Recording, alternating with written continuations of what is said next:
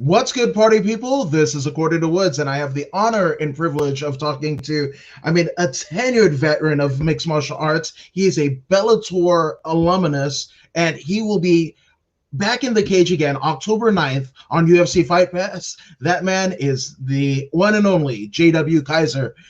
What's up, J-Dub? Let's go, bro. Good. And you? Oh, man, good. Man, just working through this fight camp, man. It's been actually one of the better fight camps I've had. I've fought through a few things.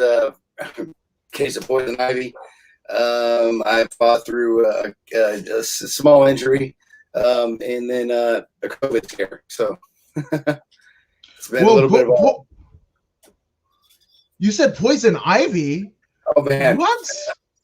Oh, it's horrible. So I was weed eating the other day, and I guess I got into a patch of it. I usually can spot the stuff, but I don't know. I didn't spot it anywhere, and I got it from head to toe. It was terrible. Now, being a fight camp and not being able to get any mat time in, and then of course just the absolute, just the shitty suckiness of having poison ivy is I basically went to the extremes to get it taken care of right away, so I could get back in there and get to train with the fellas.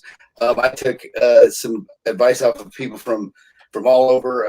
I got the best advice I had got was to take an oatmeal bath, and I did it, and we checked it out.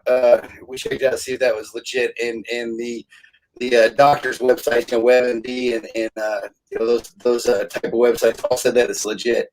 So I did it. I took like 3 oatmeal baths, and they all, it cleared up in a couple of days. But I also went and got an injection from the doctor to get the stuff to dry up quicker too.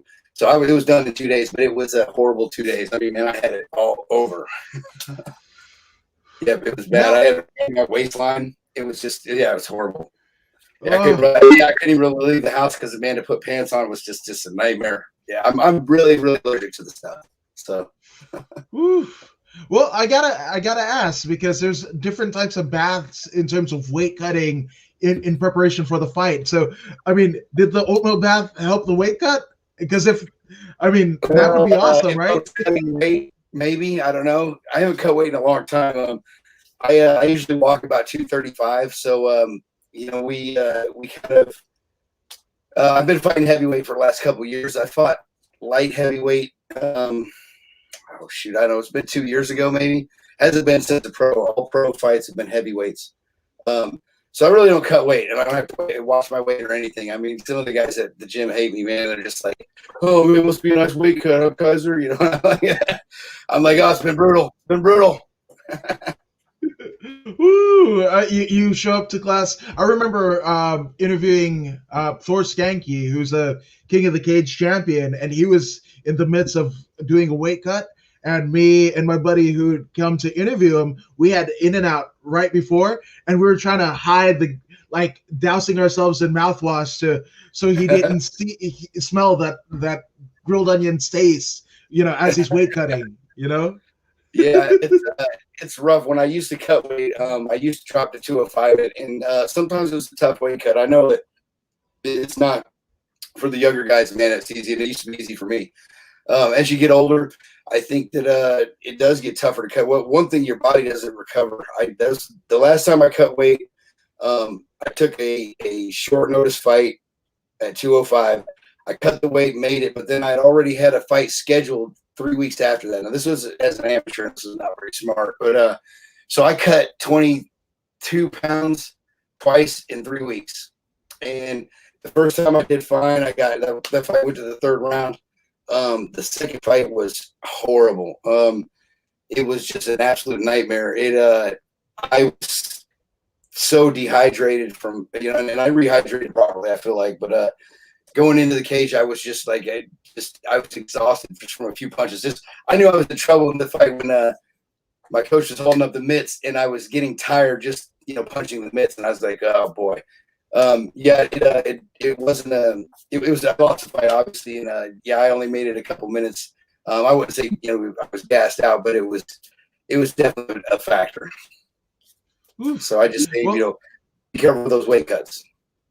Yeah, well, Jesse says that he's switching to oatmeal baths from Epsom salt if it works. So he's gonna try it. We'll see how it works. You know. For weight you cuts know. or for poison ivy? You know what? I think for Jesse, a little bit of both. You know, and damn, that's I don't know if legit. it works You know. for weight cuts. And don't ask me because I don't cut weight. Yeah, and he's saying, damn, it's legit. Feel like smaller heavyweights always do better than the bigger ones because they can move and you know uh, get less hit essentially. It goes both ways. I think, man, if you get an bigger athletic heavyweight, man, it's like, so my last Bellator fight, man. Davion Franklin, who just won again last weekend, who been destroyed his other opponent, but I feel like he did pretty well against me, but I also feel like this stoppage was a little early. I mean, all props to Davion, but he was a big guy, and I understand the ref seeing what everybody else seen, which was a guy that was 60 pounds heavier than me come fight time. But not to get off track, the basic thing is that I think that you're right. For the most part, we're more athletic and can move faster. But if we get into a battle with and my cat's an idiot. Get out of here. Sorry. So jumping stuff down, want to know what I'm doing. I think that if you get into a situation like, for instance, with Davion, where you get a big athletic guy, you're at a serious disadvantage. If the guy can move and is in shape, fortunately for smaller heavyweights, there aren't a lot of those guys around. So and those guys you really got to use. You're going to have to. That's where you got to have technique and toughness and be able to grind that out. Those type of guys are a lot harder to beat, obviously. But I think that's where you're like. I mean, man, I come in to Bellator 222, and that was after my coach made me drink a gallon of water so that I came in over 220. Yeah, we started cutting weight at the end of fight camp. I don't know why. We didn't change anything. Coach came up to me and said, "Man, you need to start eating more. I need you to be at 220 for this." And I'm like, "Okay." I was down to like 213. Yeah, just from a hard fight camp, man. Yeah, we cut weight inadvertently. So yeah, I was like, "Oh boy." I came in with abs. Hey, I look good, man. even the announcers were talking shit. They go, "Oh, he looks way better than he did last fight." I'm like, "Wow, thanks, man." No, but I mean that Bellator experience, my goodness. I mean, that was that had to be a kind of crazy deal. Now, I grew up in Inglewood. I actually graduated from the Forum. We had our commencement ceremony for Inglewood High at the Forum, and I think it was the only one that was done there. So, I mean, it's literally, the house that Showtime built, Led Zeppelin, every great in any facet of entertainment played there. So, talk to me about that experience. Oh man, so I fought Jack Swagger in January 2019. Boy, it doesn't seem that long ago, but it kind of is, I guess. So I fought Swagger. It would have been. So I was 0-1 as a pro. I lost my first fight to Antonio Martinez. At that point in my career, I didn't know what I was going to do. I honestly had so many amateur fights. I felt like it would have just been a disgrace to retire as a amateur. Just with 40 amateur fights, but also I never went pro because I was smart enough to know that if I'm going to do that, I need to be able to commit 100% and do it as a professional, not as a amateur that's just fighting on the weekends and working for the railroad.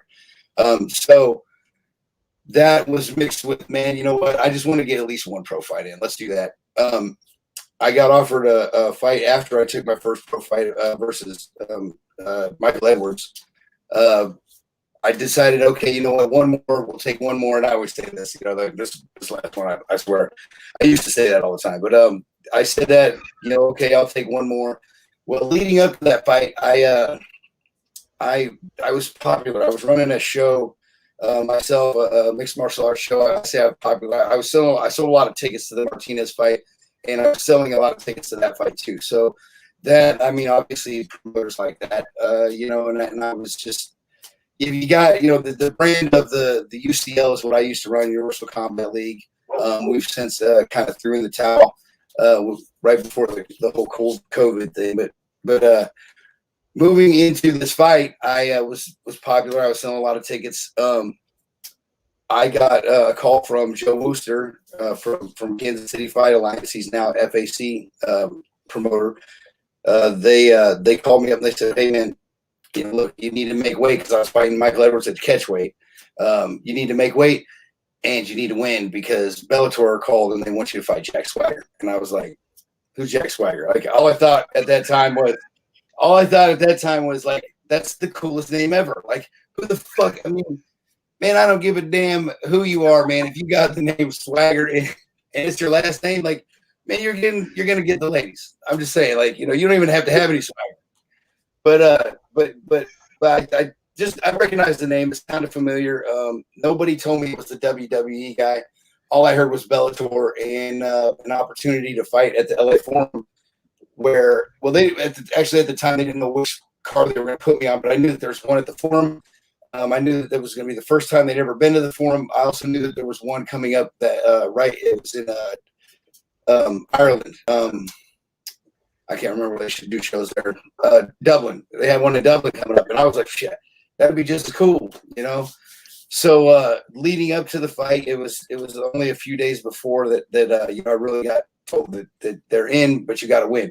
So that was like added to the pressure. It was just what the doctor ordered because Michael Edwards beat my ass for 4 minutes. Like, yeah, yeah, it was. I watched the videos of my wife and my friends over there, and they were at the photo. You can hear the worry on there.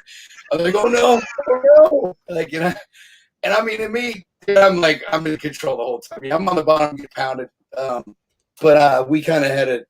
We figured, that he was going to run out of gas, and that's what. I mean, I hate to say that the plan was to, just get punched in the face until he wore himself out, but that was, kind of the plan.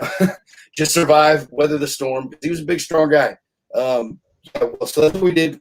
He went and tried to attempt a crazy leg lock and pulled me right up on top of him. We just knocked him out on the ground. So that got me the Bellator fight. And the experience itself was something that'll probably never be topped for this guy. So the most I'd ever fought in front of was probably 3,000 people, maybe. And small shows, local shows. It just never anything anywhere near this stage and size. So my first experience with this was, so they isolate us. We're the main card. I'm 2 fights from the event. There's Jack Swagger and myself, Pico, and then Pico fight, and then was Vader versus Vader. Like, right there, we were right in the, it was when the stadium was full. I mean, there wasn't the guys just kind of wandering in for the prelims or whatever. This bad boy was packed, and I mean, it was. I didn't get to see the audience at all until I walked out. Like, so they took us back into the dressing rooms, and now when I got to the dressing room, they put us in this small room, and I'm talking about this thing was tiny. It was probably the size of this room here, which is small. And I've been there, and there's 6 guys in there when we get there, and us 4 just come in, and there's not enough chairs. And I'm looking around it, and it's irritating because I felt like, that maybe we weren't getting as good of a dressing room as Swagger, which was probably true. But, in the grand scheme of things, I get it. But at the time of the moment, living in that area, that emotion, like, I was a little mad. I was irritated. I wasn't mad. I was irritated. Well, there's these 2 guys in there. They got these staff necklaces or whatever. And I'm looking at them, and I'm like, man, these guys need to get up. They work for Bellator probably, so their ass needs to get up and let my guys sit down. And what's funny about that is that as we, I went and got my team chairs, went out into the hallway and pulled in some chairs. Everybody sat down, we're chilling for a little bit. And as I'm sitting there, I'm looking at one of these guys, and I'm like, man, this guy, I just watched Infinity Wars. And I'm thinking to myself, man, this dude looks just like not Jack Swagger, but this guy looks just like Chris Pratt. And I'm sitting there and I'm thinking, man, this guy could literally be Chris Pratt's stud double for life. Like, you should get a hold of the guy. It didn't dawn on me that we were in LA. Didn't dawn on me any of that stuff. I was just thinking, that's a coincidence. I sit there and I'm thinking to myself these thoughts, So I text my buddy who's sitting across the room from me, and I said, man, this guy looks just like Chris Pratt. Are we having technical difficulties? Looks like he froze up. Looks like you froze up, brother. I don't know if it's on my end or what. Maybe I'll text you. Wonder if you caught any of that awesome story, or if I got to retell it.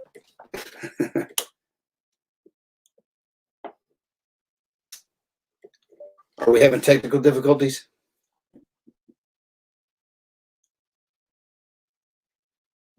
Because you froze up in my screen.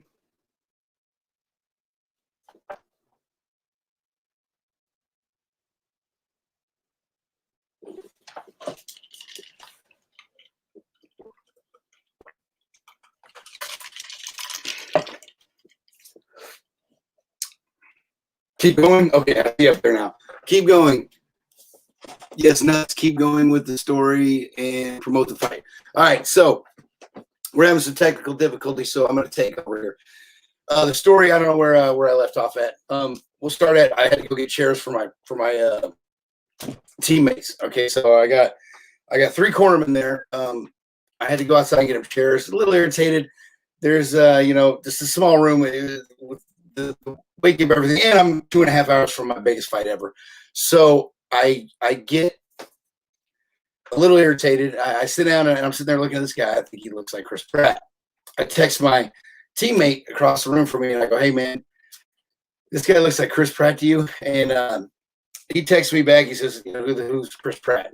He's like me, he doesn't watch a whole lot of TV, but I knew who Chris Pratt was because I just watched Infinity Wars. So anyway, I texted him a picture of Chris, and as I'm texting him a picture of Chris, he texts me and says that the guy said he was an actor.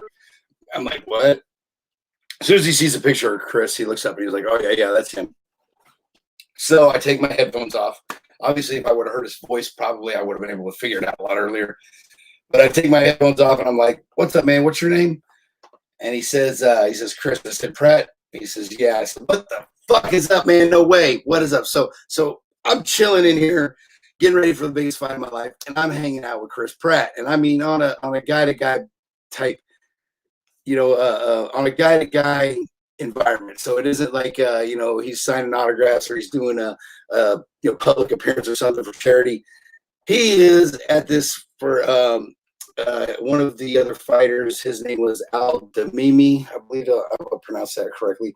Adele Al Damimi. He was there because he goes to the gym. I guess Chris has an MMA gym. I had no idea of any of this. Anyway, so we sat and got to chop it up with Chris Pratt in LA at the Forum where Muhammad Ali has fought. And, it's iconic. We'll just call it the Madison Square Gardens of, the West Coast. Just a very surreal experience for me. Also, coming out to the fight itself, like I was telling Woods, the crowd. Okay, so we got 40,000 people inside of the Forum, and this place is filled. It's the end of the night, packed. I come to walk out. This is the first time I had my experience of actually seeing the crowd. Was when I walked out of the fighter tunnel. Boom, out of the smoke, into the lights. Huge screen right behind me, and then 40,000 people who were rooting for me, which was absolutely awesome.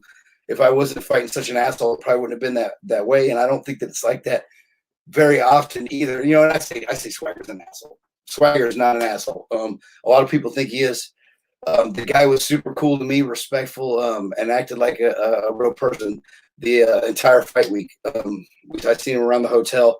It was just he's actually a pretty nice guy. I think he gets a bad rap, but I think a lot of those WWE guys probably do. Anyway, I walk out. I get to experience 40,000 people screaming. I caught him with a couple punches. Every time I caught him, like the crowd would kind of erupt. It sucked that the situation was to where I was kind of brought in to lose. Not that they asked me to lose or anything, but like they wanted me because I wasn't very good.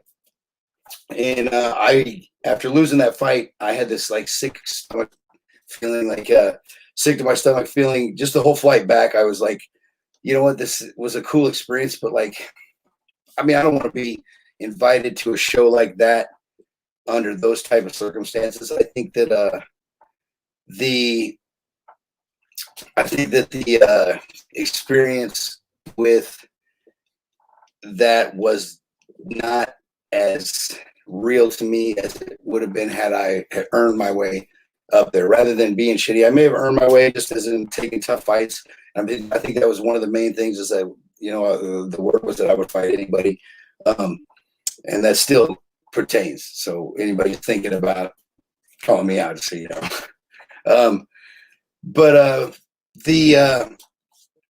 the experience was taken from me, I think, a little bit because I didn't necessarily earn my way there. So at that point, I got back to Kansas City, and I had already kind of had a discussion with Zach. Zach had reached. I'm talking about Zach Cummings. If you guys didn't watch the UFC 2 weeks ago, he was the guy that knocked out the guy with a head kick with 1 second left in the fight. I don't know if he knocked him out, but the dude looked like he had way too many to drink. He caught him with a kick in the head a couple of seconds before the end of the third round. Zach Cummings reached out to me actually when he heard that I had scored the bout or landed the Bellator fight. He reached out and just, you know, basically was giving me some information about Jake Hager, Jack Swagger, whatever he likes to go by now. And like I had went in there a few times and kind of started to build a little bit of a relationship with Zach. So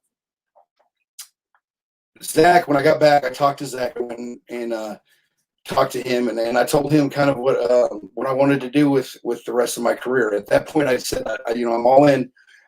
I want to get back to Bellator, and I want it to be because I'm good. I don't want it to be because I'm shitty. If that makes sense. I said I wanted to get invited back for being a good fighter, and I think that we won 4 in a row. Zach and I'm 4-1 under Zach Cummings now, so we won 4 straight. We went into the 5th one, which was another Bellator opportunity in Oklahoma.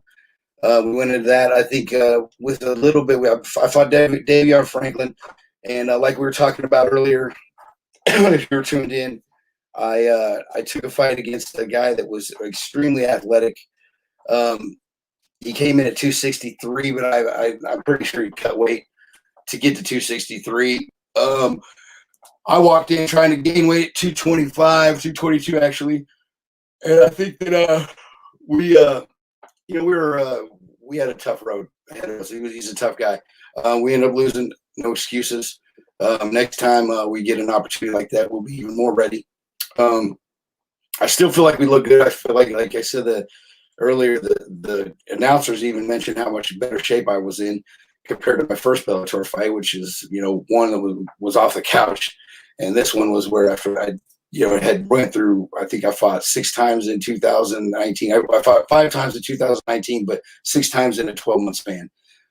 So December to December, I fought 6 times. So I mean, I was pretty much in fight camp all that year, and I really gotten into shape.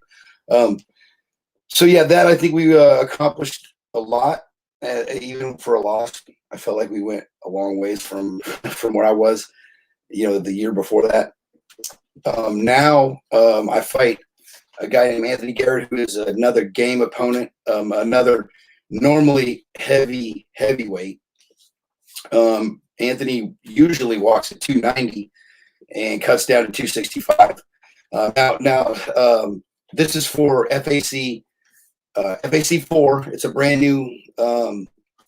new promotion, but not really, because the guys that run Kansas City Fight Alliance for years. I fought for them 10 times. This will be my 11th fight for Joe Wooster and James Krause, and my coach also is a part of the organization. All those guys combined to make FAC. They got another couple guys involved. A friend of mine, Josh Baker, He and Zach, they combined with FAC or with KCFA. Now it's called FAC Fighting Alliance Championship. They've really done a great job. They've taken MMA in Kansas City, and they've kept it alive through the COVID bullshit. Two, they've our gyms. We just got another UFC win last weekend with Kevin Kroom, who it was his UFC debut. Got a lot of fights. Very tough kid. Fought many. He's fought in a bunch of the FACs. I'm thinking all three of them, maybe. I don't know, Kevin. You tell me. Anthony Garrett has also fought Jack Swagger. Yeah, that's a good point. So Anthony Garrett also fought Jack Swagger.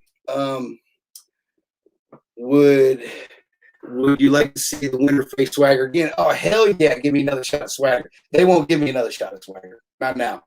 And after I piece up Anthony Garrett, they're not going to give me a chance at Swagger. They don't want to have Swagger lose. Hey, all props in the world of Bellator, man, but they're doing – okay, so let's get one thing right. MMA needs to we need to have heroes and villains in MMA, but it needs to be real.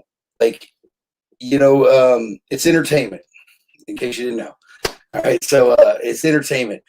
What they did was they took a guy who already had, made a name for himself, and he wanted to fight in MMA, wanted to try MMA. They took him and they gave him his debut in, a big arena like that and showcased him.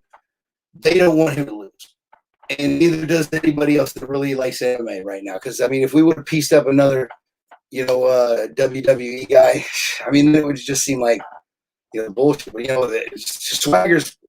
to Swagger's credit, man, the guy is a Division I All-American National Champion wrestler. I don't know if he won a national championship, but he's All-American for sure. And Division I, that says enough about you. So, you got guys in there that are going to sell tickets. That's something that you want. They don't want Swagger to lose, and if they match me up with him again, that's a real possibility. I'm not the same fighter. He's definitely a dedicated guy, but I think it'd be too much of a risk right now to put me back up against Swagger. But the answer to the question is hell yes. Give me another shot at Swagger. Let's do it at the Forum again. Make sure you invite Chris Pratt. And then let me get a win on that bad boy. Boy, that'd be great. I would be absolutely, just tickled pink to get another opportunity to go out and perform it, especially against Swagger, and especially as much as I've improved from. Just everything from, especially the ground. If anybody's been watching my fights lately, the last few fights, of course, none of us have fought in a while, but not Davion.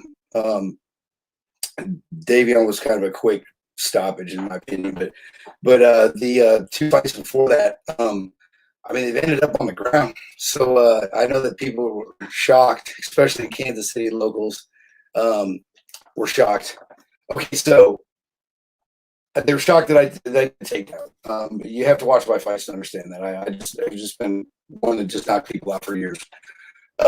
Woods wants me to talk about Kroom. Okay, so I do want to talk about Kroom. Kroom is awesome. He did great this last weekend. He is my teammate. He goes to Glory Lee Summit. I go to Glory North.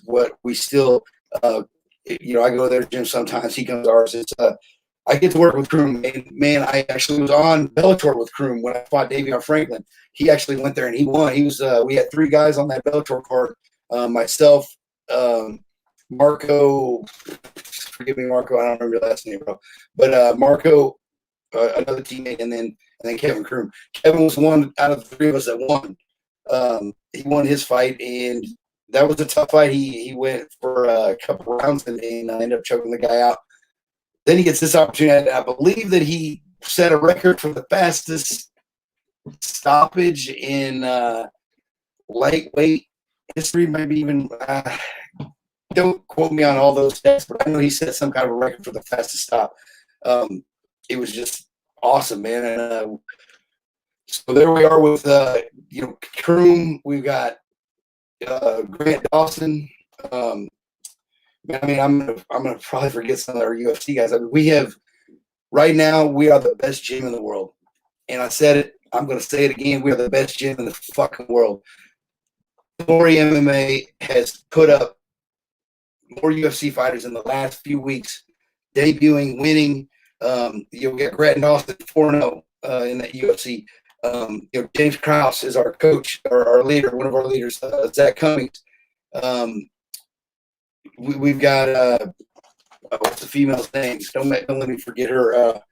I punched in the head too much. Oh my god, my wife thinks she's beautiful. It'll come to me. And I'm just like, I don't get to train with her. She's the elite. I do get a chance to train with Zach and James, though, so that's good. We've got other guys too. I mean, we get Anthony Smith comes down and trains with us. This is a top-notch program. It's pricey. When I first started the gym, I was going, boy, you know what? It is not pricey for what you're getting. Let me rephrase that. For a normal working man, it costs a lot. It's tough on me. I get it. You got to take money away from something else because this is a priority. Now, what you're getting for your money is priceless. You're getting basically an opportunity to train the best fighters in the world on a nightly basis, and then they obviously if they've gotten, I don't even know what the numbers are, but I think they can see Kroom. They got, I think 6 recent contracts or something for UFC. We had Jason Witt. He got an opportunity. I know that we've got a lot of UFC opportunities in the last few weeks, and our guys are doing well. It's not just the Midwest bullshit where they say that the Midwest fighters are tough, but they the East and West Coast guys are the ones that win. That shit ain't true anymore. Not since James Krause and Zach and Glory MMA came around and got us established. It's very cool to watch, man. It's been exciting. I'm excited for all my teammates, and I just wish that this would have been available 10 years ago. I might have had my shot at it. But I still, at the same time, we got back to Bellator. I feel like we're in the best fight shape of our lives. I'm getting ready to go out there and pound Anthony Garrett in submission on October 9th. Anybody that's interested in going, please get with me because I got $30, $50, and $100 tickets. Also, we got Sweet to Sell.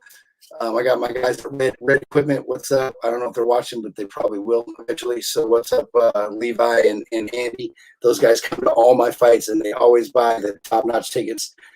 And those guys, I know because I used to run a show, and they would sponsor it. Drink a lot. So, yeah, you're welcome, Joe Wooster, and anybody that's profiting from the alcohol consumption at the Cable Dahmer Arena. October 9th, because those guys they're a blast to be around. It's fun. But yeah, if anybody wants to take a skate with me, you can message me on Facebook. I always respond, no matter who you are. Also, what else? What else? What else? We miss a subject? I just want to reiterate too that how proud I am to be a part of this Glory MMA. I don't even know what to call it. It's something that it's something to watch how good and well trained our guys are. We get into these fights and then we're doing them and we're successful and we're winning. It's not just an opportunity for somebody to go out and catch an extra buck just to fight somebody tough. Now we're actually getting fights that are evenly matched and we're coming out on top. So. Props to my coaches. Those boys really know what they're doing. What does it feel like to be on UFC Fight Pass in a way UFC in terms? I don't know. I haven't really let it sink in yet. I think that I don't know that it's as exciting for me as it was to be live at Bellator. With that Bellator fight with Swagger was main card, so we were on TV. It was I think we had 1.4 million viewers. We beat out the Pico fight. And I thank my opponent for that because I know everybody wasn't on there to watch my pretty face. Yeah, but that was probably a little bit more. I don't know. I just think I really haven't thought about the UFC thing, to be honest with you. I think that it's cool. There's going to be a worldwide audience. It's still, I don't know. It's not Paramount. It's not live on Paramount Network. Does that make sense? I hope that. I'll eventually get the butterfly feeling. It just sometimes it comes later than others. Normally, if I'm fighting depending upon my opponent, I guess I don't know. I don't really get the butterflies until right before the fight, but that I think will probably be when it kind of kicks in to where okay, you're fighting on UFC Fight Pass. Everybody in the world's going to be watching, or not everybody in the world, but they can if they would like to, and they've got a smartphone or a smart TV or something. My coach says, here's a good example. He says that your body eventually will kind of tell you you're about to get in a fist fight. After 58 fights, I think that if anybody tells you they don't get nervous for a fight, they're lying to you because that's not true at all. And I really get irritated when I get the newer, younger guys. I don't get nervous for a fight. Really? Because I think you're lying, bro. I don't believe you. I tell you what, I know you're getting nervous. I know you get nervous for a fight because everybody does. There's always the one chance that you can go in there and get knocked out in 5 seconds and look like a total asshole. And that's what you don't want. That's the thing you don't want. I think that that's my biggest fear is just to go in there and not perform at some level of toughness, and that would be kind of one of those deals. So anyway, my coach says, your body will see when they watch you, October. So my coach said to me that your body is eventually it has at different times. It will tell you, the butterflies. That's your body telling you, hey man, you're about to get into a fist fight. Sometimes it doesn't happen until I'm gloving up. Sometimes it doesn't happen until I'm hitting mitts. Sometimes it doesn't happen until I'm walking out. Other times it happens like through training camp. I'll get nervous, but.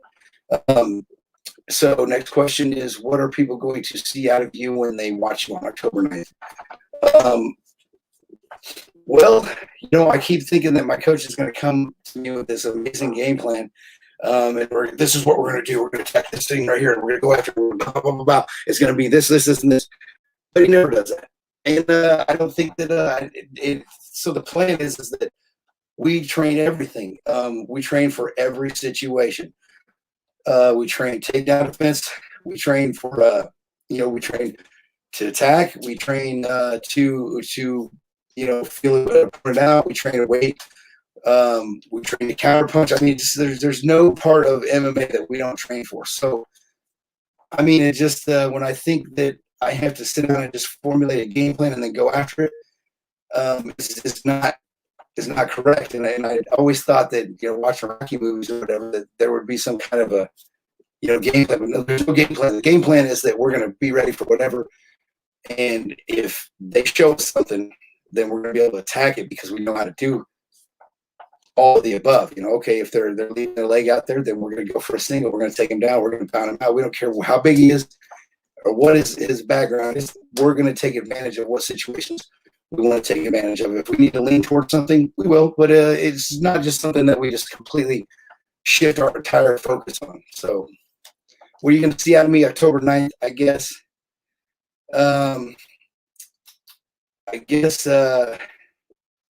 You're going to see.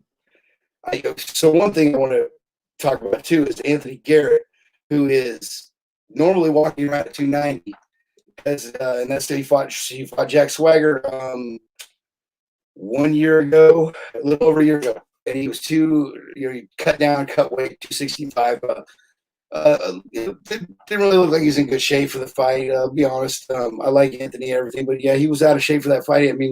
Just as far as just his looks compared to when I fought when we were amateurs, and the guy was just a chiseled freaking piece of athletic machinery. But since then, I actually saw Garrett, and it was at the bare knuckle tryouts, and Garrett has lost 60 pounds. The guy is walking at 235. I didn't even recognize him. I could possibly outweigh this guy come weigh-ins. I mean, unless if he keeps cutting weight, or if he gains a little weight. I mean, he's right about my weight, and I think he's like 6'4", 6'3", something like that. It was surprising how much weight he had lost. So I expect him to be a little bit faster. He acted like he wasn't, looking to just take me down, but I can tell you right now, he's going to try to take me down, because everybody tries to take me down because they don't like to get punched in the face by J-Dub. And I get it. I don't like getting punched by guys that hit hard either. He might try to stand for a little bit, but likely you're going to see Anthony Garrett, a lighter Anthony Garrett, a quicker Anthony Garrett, maybe catch me with a punch or two, something like that. But as soon as I catch him with something, or just even come close to punching him, he's going to immediately panic. I think that he's going to want to go right to the ground, and I think that it's going to be another mistake, because I feel good on the ground now. I definitely feel comfortable down there, and I don't care, like, whatever it does. You're going to see me react to whatever he's doing. If he doesn't do the right thing, he's going to get knocked out right away. So that's what you'll see October 9th. Either a crazy awesome KO, or when we go to the ground, I'm going to choke him out or something, or ground and pound likely. Shout out to your family sponsors. All right, so family and sponsors, I definitely want to give my shout outs to my son Aiden, my son Jason, my daughter Laura, and my other daughter Ashlyn. They all support me, and they love to come to my fights. They are young. I do have one older one, but they all love to watch dad fight. So I want to give them all my love and shout outs. I also want to give my coach a shout out, Zach Cummings, who deals with a lot with me sometimes. I kind of a big baby at times. I know I'm a pain in the ass, boss, but he deals with me. Also would like to give my sponsors a shout out. We just recently got Axis Rejuvenation on board. I need to get a little bit more information about what how their marketing goes before I go too detailed about what they do. They are in the medical field, so thanks to them. Access, you guys rock. My boys, Straight Edge Barbershop, because they 100% will be watching this. Right now, they got it probably. They're watching on YouTube right now on the big screen down at the barbershop in downtown Leavenworth. So if you guys get a chance, and if you ain't never had a straight razor shave and you're a dude, you're missing out. All right, this is the facial for guys. All right, so if you get a chance, go down there and talk to Carlos. Tell him J-Dub sent you, and get you a straight razor shave, man. He gives you the hot towels, the massage in the face, all that good stuff. And also, I'm gonna pull up my thing so I don't forget anybody. Like I'm a retard sometimes, and I will give everybody props, and it'll be the one person I don't, and then they'll call me up and go, "What's up, man? Why didn't you give me any props? You did. You get real. Yeah, I know. I love you, dude, but I'm just a forgetful bastard." So, all right. Also, tattoos by Williams, Chris Williams, man. Hey, you're the shit, man. He gave me the J-Dub Mad Cannons. Which side are we on here? Okay, yeah, they gave me this Mad Cannons one. It isn't finished up yet. Like I'm looking in the mirror. Hold on. So he gave me. Goddamn. So this tattoo is Chris's right here. He's got to finish it up. Man, I got the beard image. This tattoo is Chris Williams. He's down at Righteous Tattoos in Leavenworth. He also runs his own business, and it's called Tattoos by Williams. And he is legit. He's really good. He's booked out a couple months ahead of time, so just be prepared for that if you go down there.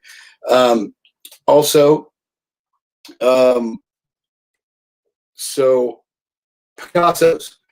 Kayla Williams. This girl is awesome. She's always supported everything that I've done. Kids boxing, the women's self-defense, the stuff that we do outside of MMA.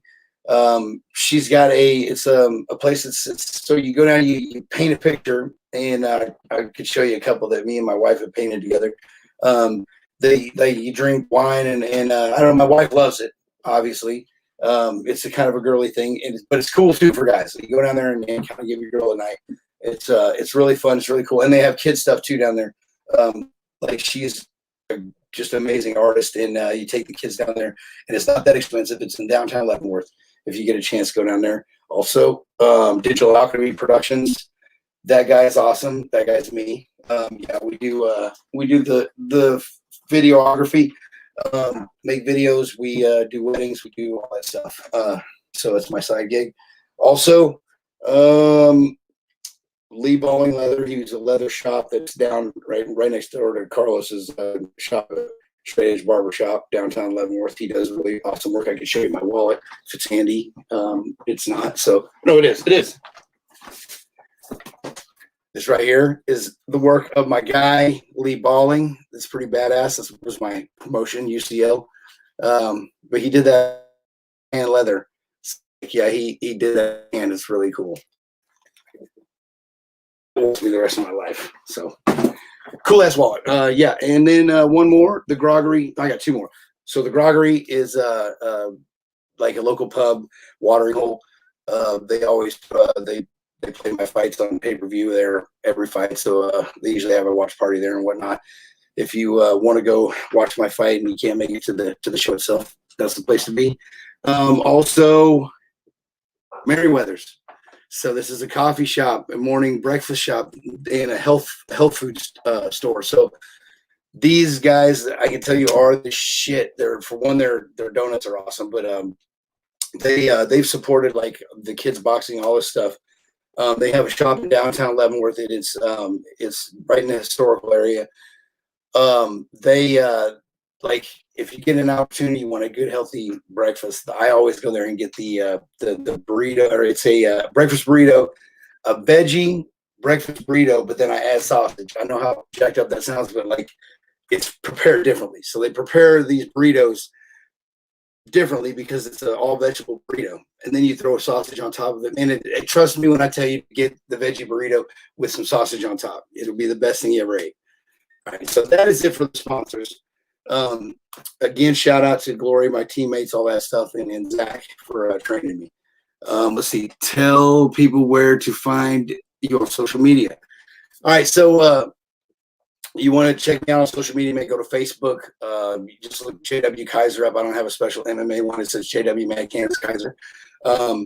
You can also find me on Instagram.